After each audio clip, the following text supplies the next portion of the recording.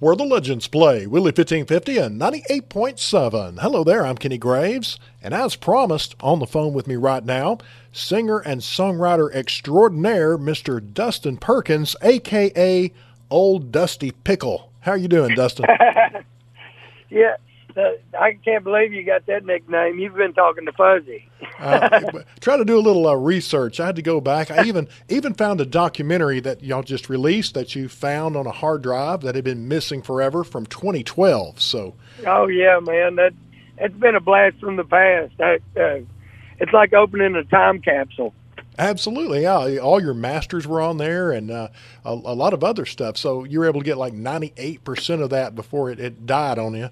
But glad you guys were able to recover it. So, but you have a really good story, and I'm interested in chopping this up with you. How early on, Dustin, did you take a serious interest in music? Man, it was part of my life from a very, very beginning. My grandpa sang and played. My grandmother played the piano and sang and played. My mom played guitar and sang in church my whole life. But like on a Saturday a Saturday at our house was gathered up at my grandparents' house with uncles and cousins and friends and people sitting around picking the guitar for hours, old Merle Haggard tunes, and you know what I mean. So it's been a part of my life since I started. But I picked up a guitar myself probably around the age of 12 or 13. And it's been nonstop ever since, man. Well, you have such a unique sound. You really do. A lot of Southern rock influence, a lot of blues in there, and of course country as well. So, who were your early musical influences growing up? Man, really early. I'm gonna have to say like Journey, Def Leppard. I was really into a lot of that stuff early on in life. Which grew to once I started playing and singing myself, I got into more of the singer-songwriter side of things. I was really influenced by Chris Knight. And I know my style of music and his doesn't necessarily reflect one another that well, but he wrote so well about painting a picture in your head and so much about the things that I saw every day, and it made me realize that I could write songs about the things, just the everyday. It didn't have to be a special hit or whatever, you know what I mean? Or this premise or, trying to fit the machine or the mold. He just wrote about, his life and the hardships and the joys and the love. And so Chris Knight would be, as far as once I started writing, he was probably the biggest influence. I really dove off into his style as far as that goes. But then that grew into the Black Pumas and all kinds of influence from all over the place. You know what I mean? I know you started writing at a young age. You became a pretty acclaimed writer by folks that were in the know back then. So how early were you actually making full songs? I probably started writing when I was around 15 years old. I started playing some open mics and coffee shops around then, and would be around other singer-songwriters, and I thought it was so cool that they were able to put together a story, and it was their own, and that side of it interested me more than the entertainment side of it. Being able to write a song and relate to somebody was way more rewarding to me than you know what I mean, the show of it. Oh. Yeah, absolutely. Well, let's get to this now. How old were you when you had your very first paying music gig, whether it was a wedding or somebody's birthday? Where was it at, and how old were you?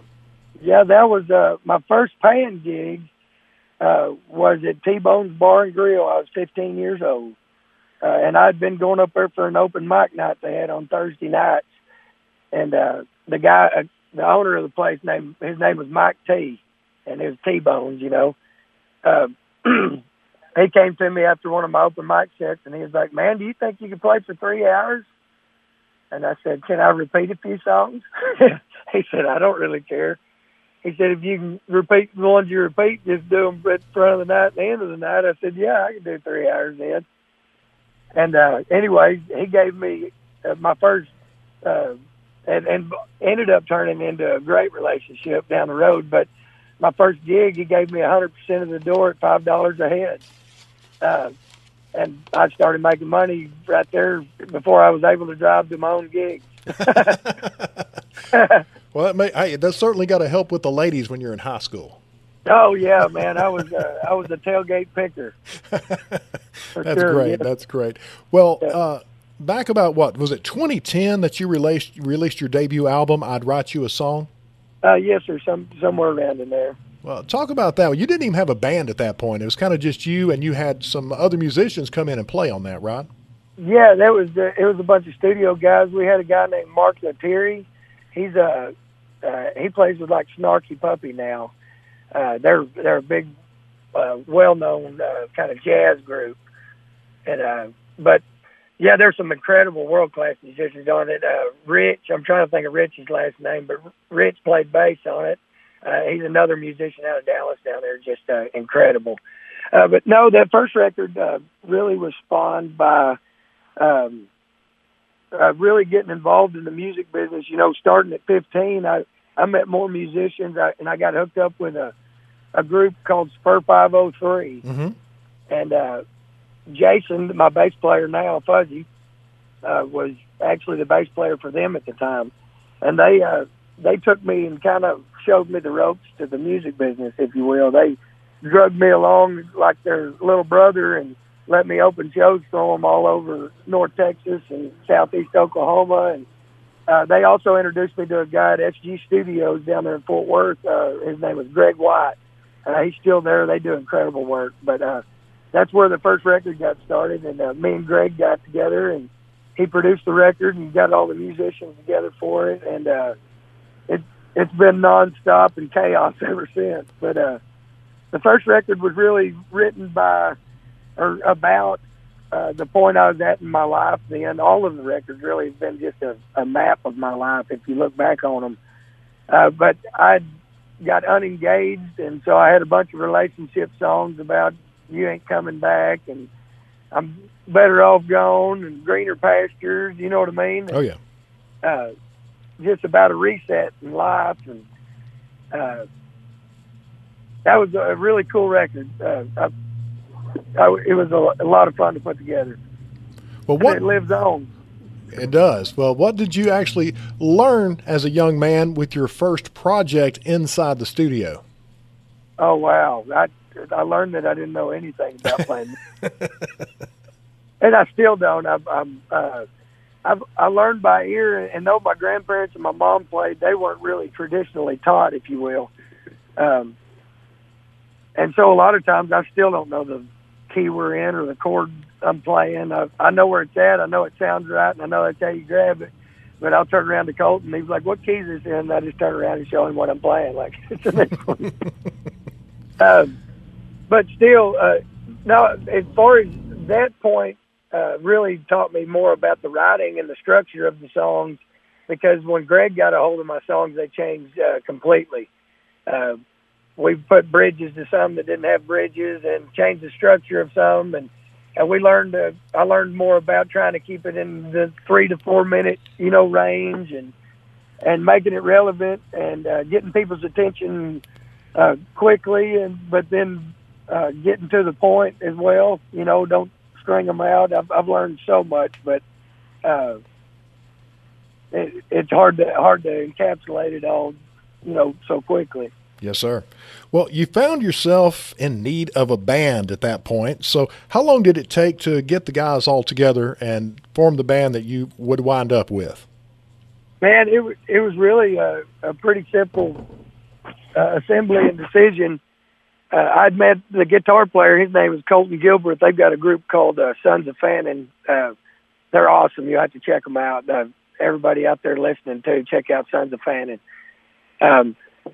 But he was playing with another band. I can't remember even who it was. I think Stone Lane Drifters or something like that. I'd met him through passing and whatnot.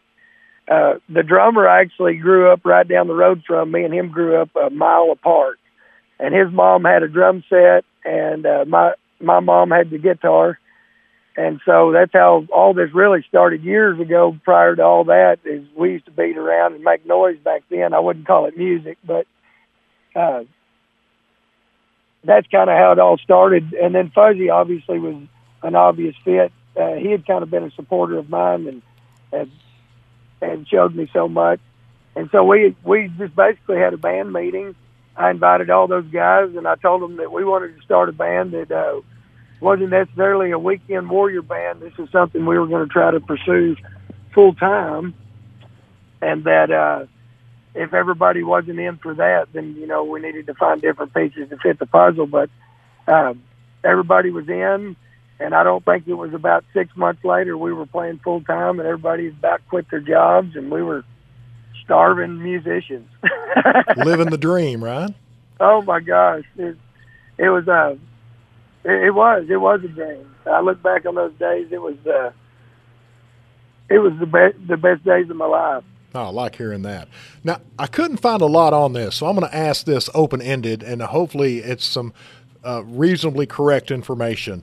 I see your band was a top 10 finalist in the Live at Billy Bob's Rising Star contest. Can you talk about that experience? Yes, sir. That was after we got the band together. We were starting to gain a little steam at that point. I'm trying to remember if the Super Bowl came before or after that, but I'd been. It was same year. Yes. Yep. Yeah. It was all there in this cluster all together so fast. We were gaining a lot of recognition everywhere that we played, and I'd been in a Rusty Weir songwriting competition that I placed in the top 5. I think KHY 95.3 The Range put that one on, and then this was the Ranch put this on out of Fort Worth. It was 95.5 or something. Mm-hmm. I can't remember. But we entered it, and it was kind of an online driven thing, and we had just added a guy to the team, which is Chris Romaine. He's at Split Window Studios there in Denison, Texas. He's the one doing all the videos and stuff that you've been seeing here recently. They do incredible work. But Chris Romaine had come on with us as a sound engineer and a road manager, and he started kind of running the social media side of things for us and got us involved in that contest, and we did really well with it. He pushed the social media side of it. Like I said, we had gained some steam at that point. It was an incredible opportunity. We were blown away to be in the top 10 in the state. It was, like I said, what an incredible opportunity just to even get to play Billy Bob's. It was awesome. Absolutely. I can imagine. Now, but it was to the credit of Chris Romaine and his hard work. But once we added him to the team, him and the rest of the guys, at that point we were, like I said, it was a group of guys all working toward the same thing. So it was a collective effort that got us there. It wasn't just my music by any means. All right. Well, Dustin, where were you at the very first time you heard your music on the radio? Oh man, I was driving on Highway 75, and KHY 95.3 The Range played what Chance Cody, one of the DJs, ended up calling the cussing song later. That's how he would introduce it. But it's a song called Greener Pastures, man. I remember pulling over, and I think me and my guitar player were running down the road, and we pulled over. It's kind of a surreal moment. It was pretty awesome experience. Yeah, everybody always seems to remember that moment. So it's always a big moment in the career. Well, you were asked to play at Super Bowl 45 for Jerry Jones and his guests in the Owners Club at AT&T Stadium, or Jerry World. And how was that gig for you? Had to be surreal. Oh my gosh, man! Again, another one of those moments. Life was running really fast back then, at a pace that I don't know how we were keeping up with it, to be honest with you. But it was, number one, it was overwhelming. To begin with, we had submitted our music to play for Super Bowl 45 in that position, but they had picked a different band. And we get a call, I think it was 5 days before the Super Bowl. And they're like, can y'all play Super Bowl 45? Well, it was a logistic nightmare because the security, as you can imagine, for the Super Bowl, as incredible as it is to get through as a spectator, you can imagine having to take a band and drums and sound and, you know what I mean, everything through it. So it was a logistical nightmare, and it was overwhelming to begin with, but such a surreal moment and an incredible opportunity, which led to a relationship that has lasted to this day. I still get to play 4 or 5 Cowboys games there in Jerry Jones Owners Club every year. Wow. It's been a very humbling experience, man. I feel so grateful and undeserving at times of the places that my music's taken me, man. It's been I've been a very blessed man. All right. Also, if memory serves correct, during that Super Bowl, there was ice everywhere. Oh my gosh, yeah, that was when all the ice was coming off the stadium, and it was.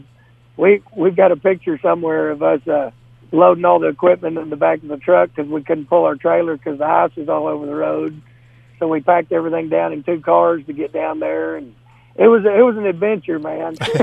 Makes for a good story now, though, right? Oh my gosh, it was an incredible experience, man. We got to watch the game from a field level suite, and I can remember it, the energy at kickoff, whether you're in the Super Bowl or playing the Super Bowl, just being there. Anybody that's ever experienced that, there's the energy at the kickoff of a Super Bowl standing on the field level is unmatched by anything that I've experienced.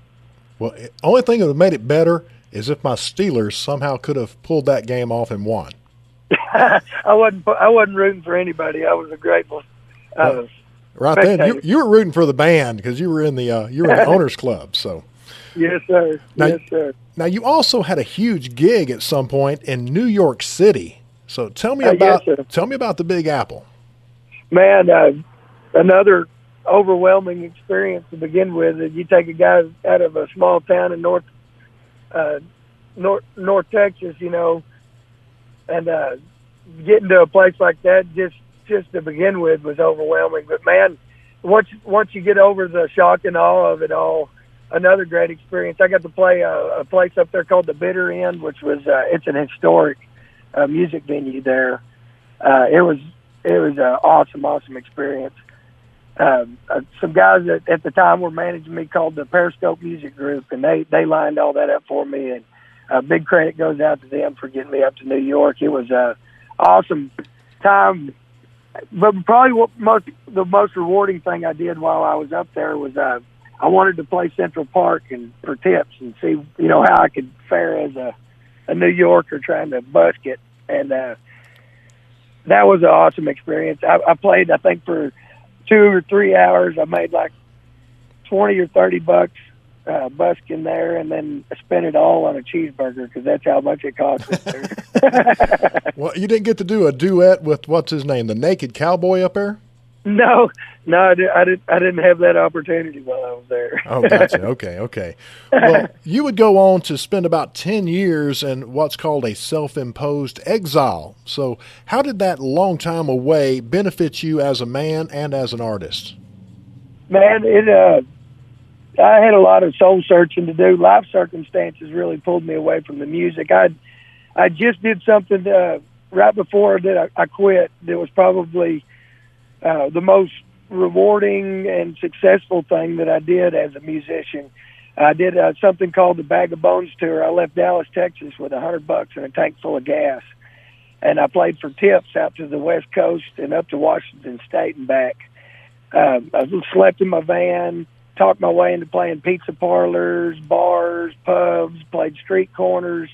I had people donating online, and if they donated online, I'd send them a postcard from where I was at in the United States. And so I came off this really big high, and it had accomplished a really big goal of mine by making it back home on that tour. And I came home to some really humbling life circumstances. My wife at the time, her dad died of a massive heart attack, and she inherited 260 acres on the Comanche River here with about 80 head of shorthorn cattle to take care of, and nobody around to take care of it. And so I like I said, life circumstances pulled me into that role for a little while, and I had a little boy while I was up here, and a little girl, and they've changed me completely. They're little reflections of me. Also, in this time up here, I've done some soul searching. Like I said, at that time in life, things were running so fast. We were playing the Super Bowl. We were top 10 in the contest down in Dallas. We'd done the Bag of Bones tour, and then it all just stopped. And I was lost for a while, and just in search of who I was, if you will. But this time up here has been a good reflection time. I also hadn't heard from God in a long time, and I had some talking to Him to do. And in the process of being quiet and getting out of the chaos that we were creating down there, though it was good chaos, it was all the time. It allowed me to recenter myself, reevaluate my life goals, and what I really wanted to express with my music. If this is going to be something I'll leave behind and it's my legacy, what kind of message do I want to leave? Mm-hmm. All right. Very good. Well, maybe the Lord was certainly listening to your talk, because when a phone call came in, I guess from Fuzzy, and you kind of came in, it seems like the whole band was right there ready to go. It's like it never stopped. We jumped right in where we left off.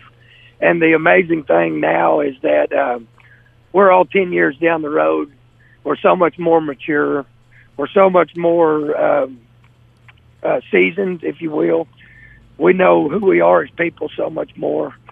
The team is operating at a so much better efficiency. It's working so much better than it did back then. It's almost effortless, if that makes sense.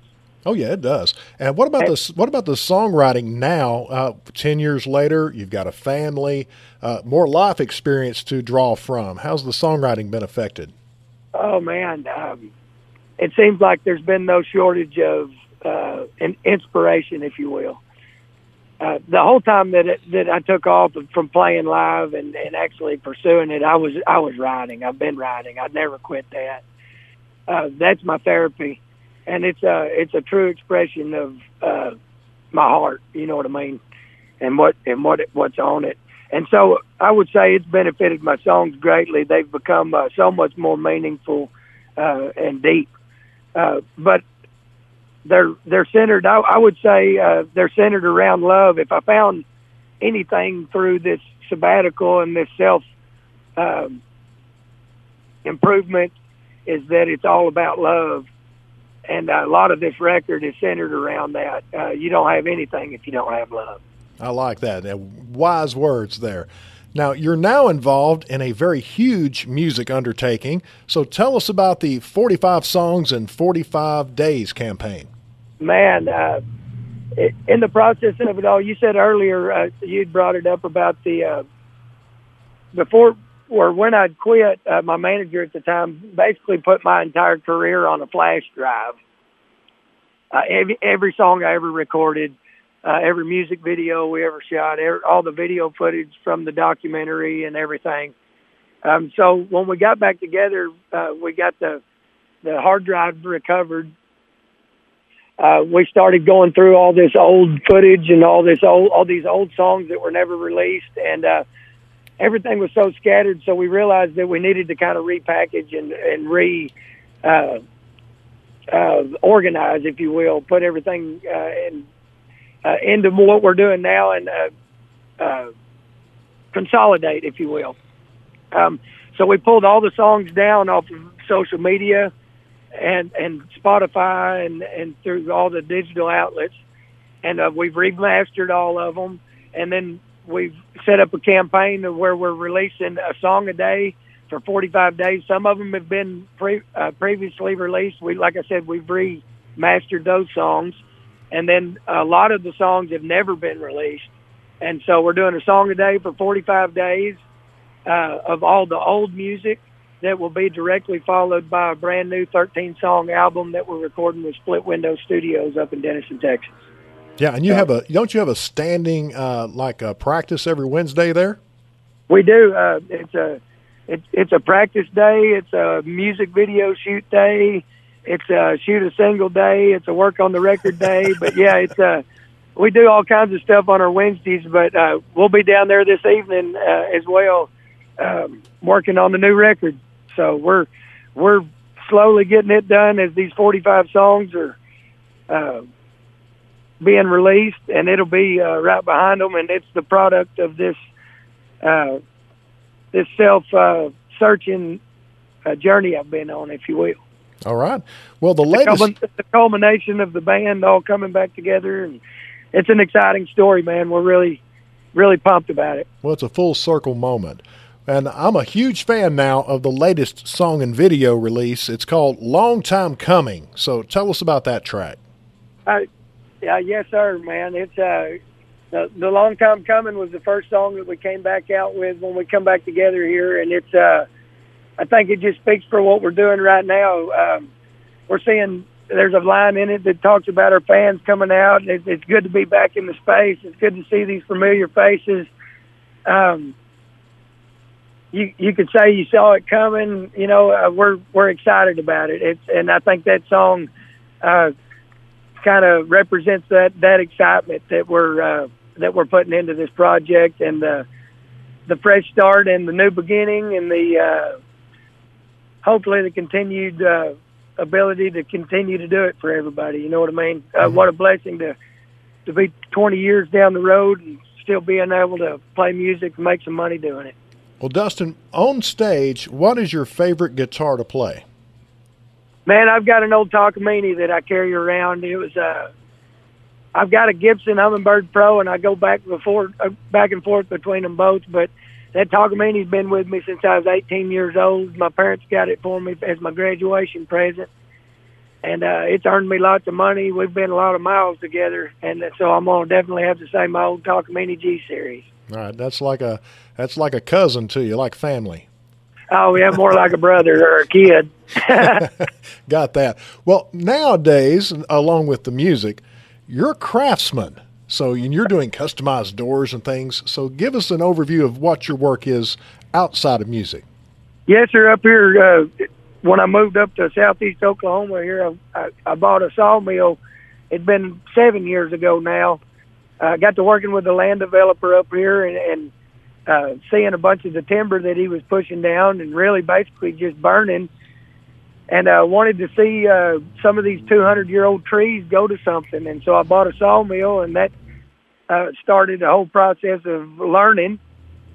And that's developed into a company. I've got a construction company up here in southeast Oklahoma now called Perkins Construction. We do custom woodwork. We do barn dominiums, kind of a turnkey operation construction company. But I've got my sawmill running here now, and then I've got a 60 by 80 shop here full of all the equipment to make tongue and groove and countertops. But we deal in exotic wood like your junipers or your eastern cedars and black walnut, blackjack oak and hickory and all kinds of stuff like that. So it's another labor of love, you could say, another art form. We make custom doors, countertops, tongue and groove wall covering, beams to go in your house, all kinds of stuff, flooring. Like I said, another one of my labors of love. Well, not only can he build you a barn dominium, he can fill it with great music too, Mr. Dustin Perkins. Tell folks where to keep up with you online. TheDustinPerkins.com. And you can look up Dustin Perkins on Facebook. We've got a Facebook page, as well as all the other social media stuff. We've got Instagram and all that stuff. Just look up Dustin Perkins, Dustin Perkins Music. You'll find it all right there. Well, I wish you continued success and hope to get you down in this area before too long, my friend. Anything else you want to touch on, Dustin, that I might have missed? No, Kenny, man, I just appreciate the opportunity, man. Thank you so much for having me on. It was a real pleasure, man. You're an interesting guy and a great, great story. I'm glad you shared it with us. I appreciate it. And continued success. You have a great one. I hope to catch up soon. Yes, sir. We'll see you soon down the road. Thank y'all for listening. You bet. For old Dusty Pickle, Dustin Perkins, I'm Kenny Graves on Willie 1550 and 98.7.